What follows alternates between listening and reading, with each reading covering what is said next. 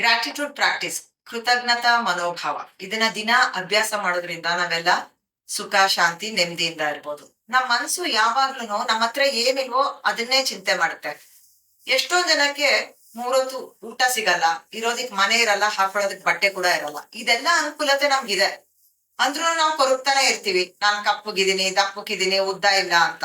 ಅದ್ರ ಬದಲು ನಮ್ಮ ಹತ್ರ ಏನಿದೆ ಅದಕ್ಕೆ ಕೃತಜ್ಞತೆನ ಸಲ್ಲಿಸ್ಬೇಕು.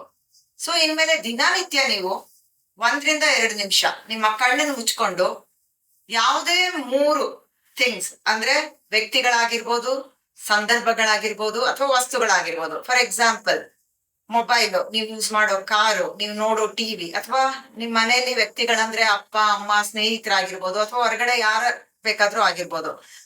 ಮತ್ತೆ ಸಂದರ್ಭಗಳು, ಈಗ ನೀವು ಕೃತಜ್ಞತೆ ಸಲ್ಲಿಸೋದನ್ನ ಅಭ್ಯಾಸ ಮಾಡ್ಕೊಳ್ಳಿ. ಈಗ ಮಾಡೋದ್ರಿಂದ ನೀವು ಖಂಡಿತವಾಗಿಯೂ ತುಂಬಾ ಹ್ಯಾಪಿ ಆಗಿರ್ತೀರಾ. ನಿಮ್ಮ ಅನುಭವಗಳನ್ನ ಕಮೆಂಟ್ ಬಾಕ್ಸ್ ಅಲ್ಲಿ ಹಾಕಿ. ನಮಸ್ಕಾರ.